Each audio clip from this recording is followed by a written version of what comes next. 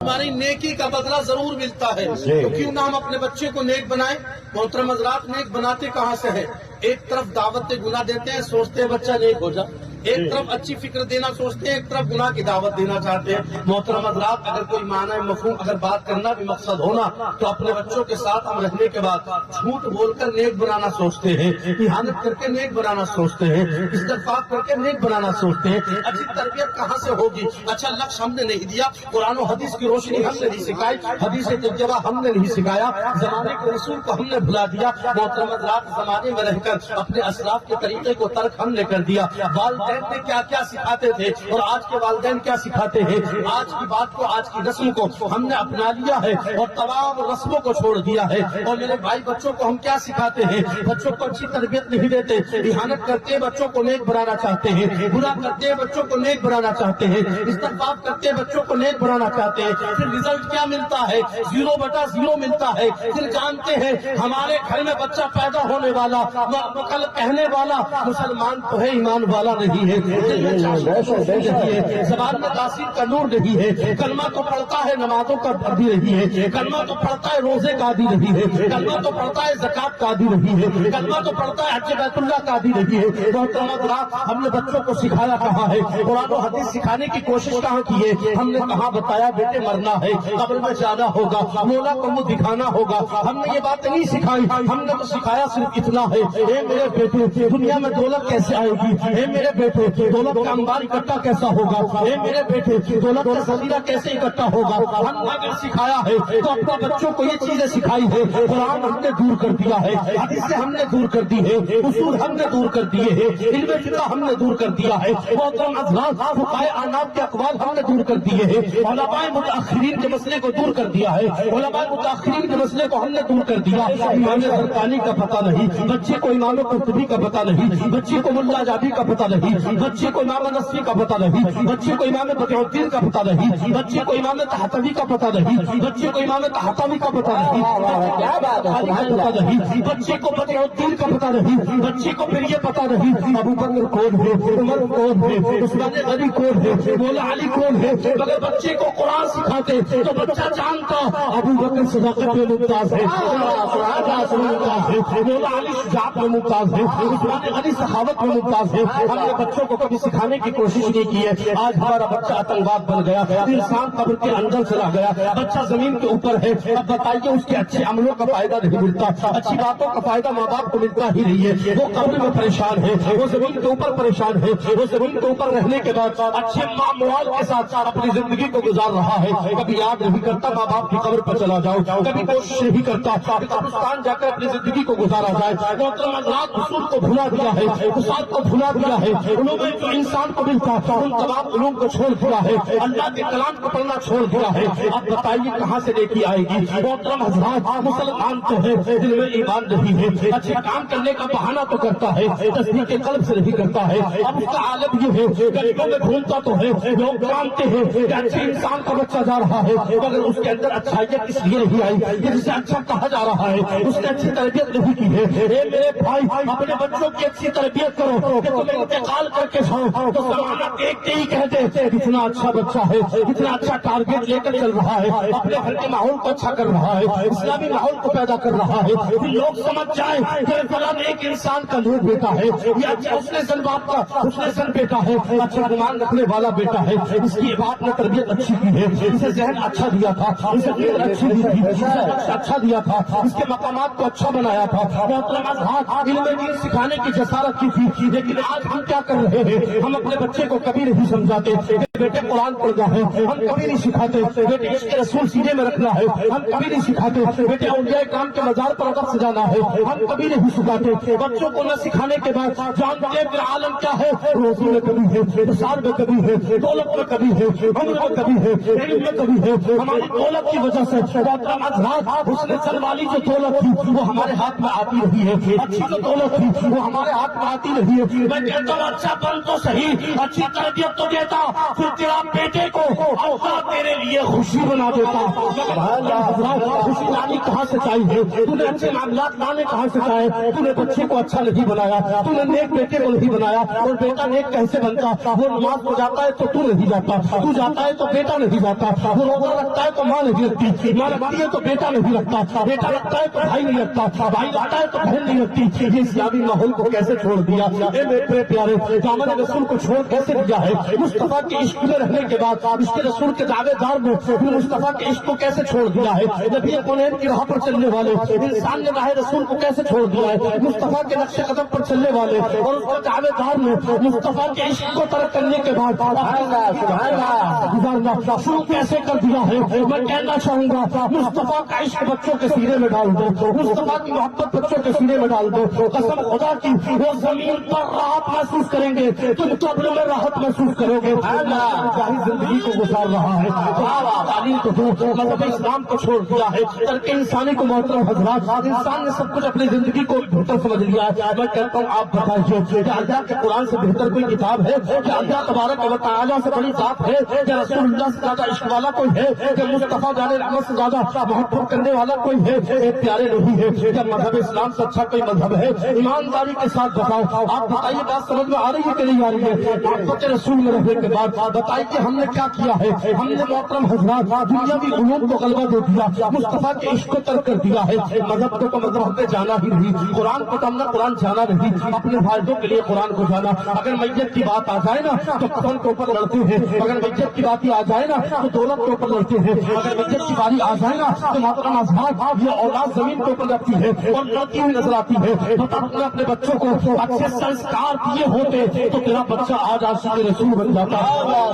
تو نے سب کچھ بھلا دیا ہے، تو نے مذہب کو بھلا دیا ہے، تو نے مذہب اسلام کو دور کر دیا ہے۔ میں کہنا چاہوں گا مذہب اسلام تو اس روز کا نام ہے، اس محترم حضرات فرجہ کا نام ہے، اس موتی کا نام ہے کہ اگر مذہب سے کوئی محبت لگا لے تو پروردگار اس کی پوری بستی پر برکتوں کو نزول فرما دیتا ہے۔ بتائیے گا دو دوست بڑی اچھی زندگی کو گزار رہے ہیں، ایک دوست غریب ہے، ایک امیر ہے، ایک وقت آتا ہے دونوں برابر ہو گئے لیکن وقت بڑھتا چلا گیا، ایک ہندو ہے ایک مسلم ہے، ایک غیر مسلم ہے، لیکن دونوں اپنے وقت کو گزار رہے ہیں، وقت بڑھتا چلا گیا۔ لہٰذا آپ جانتے جیسی وقت بڑھا مذہب اسلام سے محبت کرنے والا ہے، ایک اپنے مذہب سے محبت کرنے والا ہے، جیسی وقت کو بڑھتا چلا گیا محترم حضرات دونوں میں محبت بڑھتی چلی گئی، محبت آگے بڑھتی چلی گئی۔ اب جانتے ایک غیر مسلم ہے ایک مسلم ہے، دونوں میں آپسی محبت ہو گئی ہے۔ لوگ کہتے ہیں یہ محبت کون سی ہے؟ میں کہتا ہوں یہ محبت جو بھی ہو مگر دونوں میں انسیت ہو گئی ہے، دونوں میں عقیدت ہو گئی ہے، دونوں میں الفت ہو گئی ہے، دونوں میں انسیت ہونے کے بعد آپ جانتے دونوں میں اختلاف نہیں ہوتا۔ راستے پر چلتے ہیں لوگ انہیں یاد کرتے ہیں، راستے پر رہتے ہیں لوگ انہیں دیکھا کرتے ہیں، ان کی دوستیوں کی قسم کھائی جاتی ہے، ان کی الفت کی قسم کھائی جاتی ہے، ان کی محبتوں کی قسم کھائی جاتی ہے۔ جیسے یہ زمانہ آگے بڑھتا ہے جانتے ایک دن ایسا آیا یہ دوستی نے نفرت کا راستہ لے لیا ہے، سمجھتے چلنا اس دوستی نے نفرت کا راستہ لے لیا ہے، دونوں میں اختلاف رہنے لگا، ابھی محبت تھی اب نفرت رہنے لگی۔ آپ جانتے نفرت کس وجہ سے تھی؟ مذہب اسلام کی وجہ سے تھی۔ اس لیے کہ مسلمان کہتا تھا میرا مذہب اچھا اور غیر مسلم کہتا تھا میرا مذہب اچھا، غیر مسلم کہتا ہے میرا مذہب اچھا اور مسلمان کیا کہتا ہے میرا مذہب۔ محترم حضرات دونوں میں بات آگے بڑھ جاتی ہے، مسلمان کہتا ہوں بھائی میں محبت تو کرتا ہوں مگر مصطفیٰ کے عشق سے زیادہ تجھ سے محبت نہیں کرتا، زیادہ رکھتا ہوں۔ آج ہم نے اپنے دینیوں میں دینداریوں کے ماحول میں محترم حضرات غیر مسلم اور مشرکوں کو لے کر کے آ گئے ہیں اور سوچتے دین کا حصہ ہے، ٹھیک ہے دنیا کے امور کو لے کے چلنے کے لیے آپ اس میں رنجشیں نہیں رکھنی چاہیے مگر بتائیے یہ بھی تو صحیح نہیں ہے اپنی دینی ماحول میں اس غیر مسلم کو لے کر کے آ جاؤ، مگر جانتے دونوں میں جب اختلاف ہو گیا تو ایک نے کہا میرا مذہب اچھا ہے، دوسرے نے کہا میرا مذہب اچھا ہے۔ وہ کہنے لگا مذہب اسلام کا جواب نہیں، وہ کہنے لگا میرے مذہب کا جواب نہیں۔ آخرکار مسلمان کب برداشت کر سکتا ہے؟ مصطفیٰ کا عاشق یہ کبھی برداشت نہیں کر سکتا کہ مصطفیٰ کے متاثر ہونے والے قرآن کی کوئی برائی سے یاد کر لے، قرآن کو وہ جو قرآن اللہ نے فیصلہ کر دیا قرآن سچی کتاب ہے، جب اس کی برائی کی باری آتی ہے دونوں میں نفرت ہونے لگی۔ محترم حضرات آخرکار یہ نفرت بڑھ جاتی ہے، وہ الگ رہنے لگا یہ الگ رہنے لگا، دوستوں کی جو قسم کھاتے تھے وہ لوگ باتیں بنانے لگے وہ بھائی کیسے انسان ہے، یہ تو بڑا نبی کا چاہنے والا تھا، یہ تو بڑا اپنے مذہب کا چاہنے والا تھا، ان دونوں میں رنجشیں کیسے ہو گئی؟ آخر رنجش بڑھ جاتی ہے، رنجش بڑھنے کے بعد وہ اس کی برائی لوگوں میں کرتا ہے، وہ اس کی برائی لوگوں میں کرتا ہے، آخرکار ان میں سامنا ہو گیا، سامنا ہونے کے بعد کہتا ہے غیر مسلم وہ بھائی میرا مذہب اچھا ہے، اس نے کہا تھا میرا مذہب اچھا ہے اس لیے کہ قرآن سچا ہے، قرآن والا سچا ہے، قرآن جس نے بھیجا وہ سچا ہے، है, कुरान में लेकर आया हो सकता है, बर्दाश्त कर सकता है कि कुरान की कोई तौहीन करते। मोहतरम हज़रात कहता है कुरान सच्चा है, उसने कहा था कुरान सच्चा नहीं, मेरी किताब सच्ची है, दोनों में रफ्तार बढ़ जाता है, इख्तिलाफ मोहतरम हज़रात उरूज पर चला जाता है, आखिरकार झगड़ा हो गया, झगड़ा बढ़ता चला जाता है। आप जानते दोनों आमने सामने खड़े हो गए। गैर मुस्लिम से मुस्लिम ने कहा था अगर तू चाहता है कि किसका मजहब सच्चा है तो अपनी किताब तू लेकर आ जा, कुरान में लेकर आ जाता हूँ, कुरान में लेकर आ जाता हूँ, किताब लेकर आ जाता हूँ, तू अपनी किताब लेकर आ जा, मैं अल्लाह का कुरान लेकर आता हूँ। अब पता तो सही, कुरान मैं लेकर आऊंगा, अपनी किताब तू लेकर के आएगा। दोनों में मोहतरम हज़रात अहद हो गया। वायदा होने के बाद अगले दिन फिर आते हैं, लेकिन अगले दिन मिलते नहीं है। मुलाकात होने के बाद फिर चले जाते हैं, फिर वादा कर लेते हैं इतने दिन के बाद फिर हम हाजिर हो जाएंगे। दोनों हाजिर हो गए, कहा था किताबें तो लाए नहीं, फिर लौट के जाते हैं, उसी रोज किताब लेकर के आते हैं। अब वो कहता है भाई करना क्या है ना, उरूज पर अपनी किताब को रखते, उरूज पर मैं अल्लाह के कुरान को रखूंगा, तू अपनी किताब को उरूज पर रख, मैं अपनी किताब की ताज़ीम करता हूँ, तू अपनी किताब की तकरीर कर ले, मैं अपनी किताब की तौक़ीर करता हूँ, तू अपनी किताब को बेहतर समझता है, मैं अपनी किताब की तौसीह बयान करता हूँ। तो सही दोनों में इख्तिलाफ जैसे हुआ तो कहा था भाई कुआं खोद ले, कुआं खोद लिया गया, कहा एक कुआं खोद ले, दोनों कुएं खोद लिए गए। मोहतरम हज़रात आग जला दी गई, लकड़ियां उसमें डाल दी गई, कोयले उसमें डाल दिए गए। मतलब इस्लाम का मानने वाला कब बर्दाश्त कर सकता है कि अल्लाह के कुरान पर कोई उंगली उठा दे? अल्लाह का कुरान है, आज इसको पढ़ना तुमने छोड़ दिया है, आज इससे पूरी तुमने बना ली है। बड़ी यूनिवर्सिटी में पढ़ने वाले अल्लाह के कुरान को भी पढ़ लिया करो, छोड़ दिया है। अल्लाह के कुरान को छोड़ने के बाद कामयाबी की तरफ भागने वालों कामयाबी मिल नहीं सकती है, इसलिए कि जहाँ सारी कामयाबी जाकर घुटने टेक देती है वहाँ से अल्लाह के कुरान की इब्तिला होती है।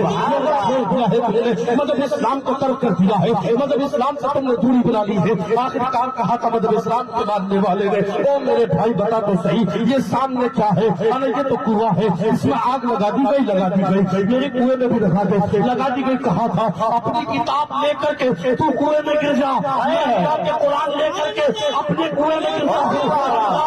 बात बढ़ती चली गई, मकाम आगे आ गया, मसला बढ़ता चला गया। जानते गैर मुस्लिम सोचने लगा, एक पहल के लिए सोचने लगा कैसी बात कर रहा है, अपनी किताब लेकर के जाऊंगा तो भी चल जाऊंगा, तेरा कुरान लेकर के जाऊंगा तो भी चल जाऊंगा। आखिरकार कहा था मुसलमान ने भाई तू चला जा, पहले कहा था मैं नहीं जाऊंगा, जाना है तो तू चला जा। आखिरकार लड़ाई हो गई, मुसलमान जाने लगा कुएं के अंदर, वो वापस लौटने लगा। कहा था मतलब इस्लाम के मानने वाले ने मुजाहिद ने कहा था तू भागता किधर है? और मेरे यार आज यारी को निभा जा, भाग किधर रहा है? उसे आवाज देता है, अपनी तरफ बुलाता है, वो देखता क्या है कि वो आग में उसका दोस्त गिर गया, उसके हाथ में रब का कुरान है, कुरान हाथ में है, आग है, कुरान हाथ में है, गड्ढा है, कुरान हाथ में है, वो अंगारों में है, कुरान हाथ में है, वो कुएं के अंदर मौजूद है। आपस में भाग करके एक गैर मुस्लिम आता है, बचाने की कोशिश करता है, तो जानते आलम क्या होता है? वो कहता है भाई तुमने कैसे आलम कर लिया, कैसे कुएं में गिर गया? कहा था मेरा ईमान है, इस हाथ में कुरान होगा, आग फूल बन जाएगी, लौट में जाने लगा।